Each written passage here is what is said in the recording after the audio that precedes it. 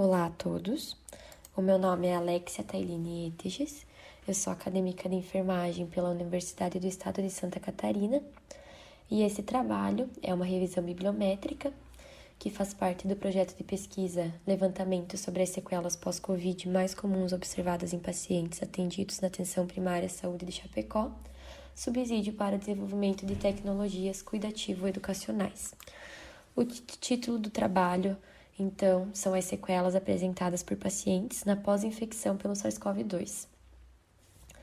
Desde março de 2020, a doença causada pelo SARS-CoV-2, a Covid-19, passou a ser uma pandemia declarada pela Organização Mundial de Saúde. As evidências mostram que os pulmões são os órgãos mais afetados durante a infecção, mas há outras questões envolvidas. Segundo a OMS e o Observatório Europeu de Sistemas e Políticas de Saúde, foi constatado que 1 a cada 10 pessoas infectadas pelo SARS-CoV-2 possuem sequelas que podem persistir por 12 semanas ou ainda manifestar problemas a longo prazo. Ou seja, sobreviver à Covid não é uma garantia de restabelecimento da saúde. É uma doença nova, então a gente não tem todos os dados necessários, né? Mas a expectativa é de que possa se esperar um acúmulo significativo de pessoas com efeitos a longo prazo, porque o vírus pode ainda circular nas esferas sociais por muitos anos.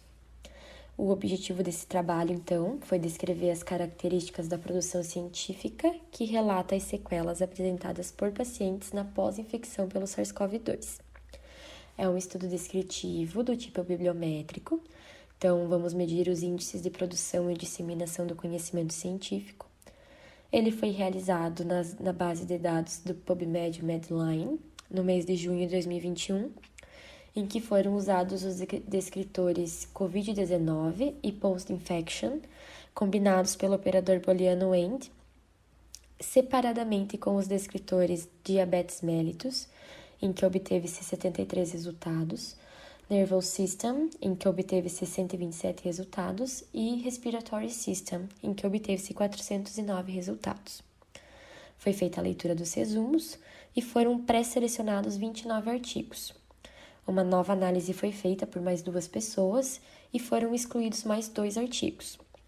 Foram excluídos, então, artigos que não se referiam à síndrome pós-Covid, mas sim à doença na fase aguda, e estudos em necrópsias, analisando o impacto da doença em pacientes que não sobreviveram.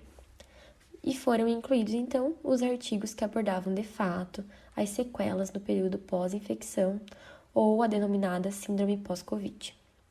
Os estudos eram todos em inglês.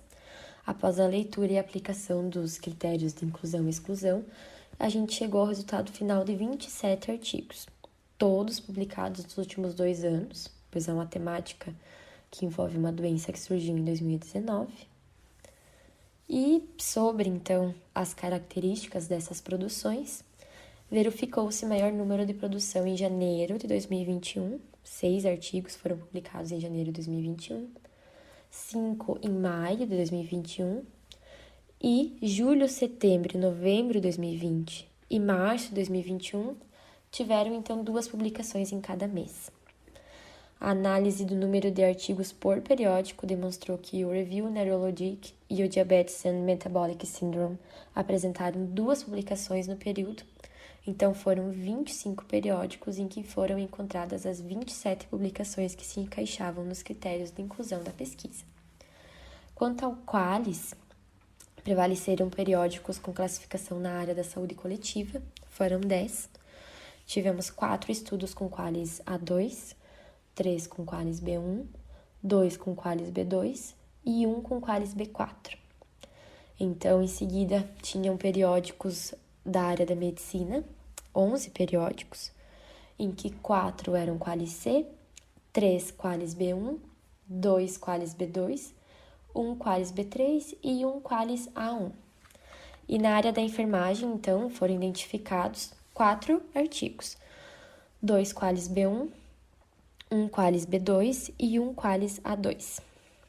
Considerando a área de conhecimento dos artigos, 14 foram publicados em periódicos da temática médica, 6 da neurologia, 2 tinham enfoque na endocrinologia, 2 em otorrinolaringologia e 1 na psiconeuroimunologia, 1 na oftalmologia e 1 em serviços de saúde no geral. Ao observar a origem da produção, observou-se que 4 estudos foram realizados na Europa, predominantemente no Reino Unido, 2 nos Estados Unidos, 2 na Ásia, Bangladesh e Índia, e 1 na África, no Egito. Sobre os estudos que relacionavam a pós-infecção com diabetes mellitus, foi demonstrado que o controle da glicemia fica obstaculizado, em consequência do dano que o vírus causa nas células beta-pancreáticas. Também foi significativo o aumento do uso da insulina, por conta da resistência, dores, desconfortos, distúrbios do sono. Sobre as sequelas respiratórias, então teve uma incidência significativa de déficits fisiológicos e funcionais e o prejuízo na capacidade de difusão e na qualidade de vida relacionada à saúde do paciente. Já sobre as sequelas neurológicas, destacou-se a síndrome da fadiga pós-Covid. Um dos trabalhos justificou ela pelo dano aos neurônios sensoriais olfatórios, que vai causar a redução do fluxo do líquido cefalorraquidiano e a consequente congestão do sistema linfático. Então, vai ter um acúmulo tóxico no sistema nervoso central. Já o outro justificou pelo comprometimento GABAérgico, que iria resultar em apatia e déficits executivos, além da fadiga.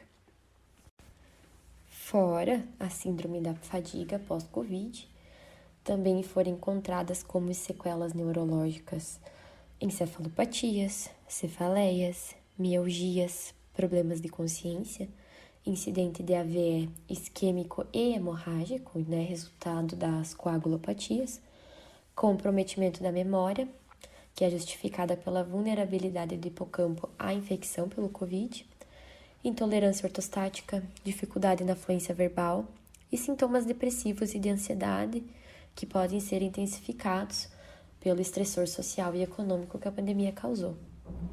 Um dos estudos ainda ressaltou a importância do preparo da atenção primária e secundária em atender e instruir os pacientes pós-Covid, e outro ressaltou que as sequelas se intensificam ainda mais em pacientes que necessitaram de internação na UTI. Todos os estudos abordaram a necessidade de mais estudos que explorem o assunto, pois é uma pandemia cujos distúrbios e proporções no organismo são ainda desconhecidas, e conclui-se, portanto, que deve-se focar o cuidado prestado aos impactos que a infecção viral pode vir a causar a médio e longo prazo, não somente durante a infecção. Essas foram as referências utilizadas para a elaboração do trabalho, e eu agradeço a todos pela atenção.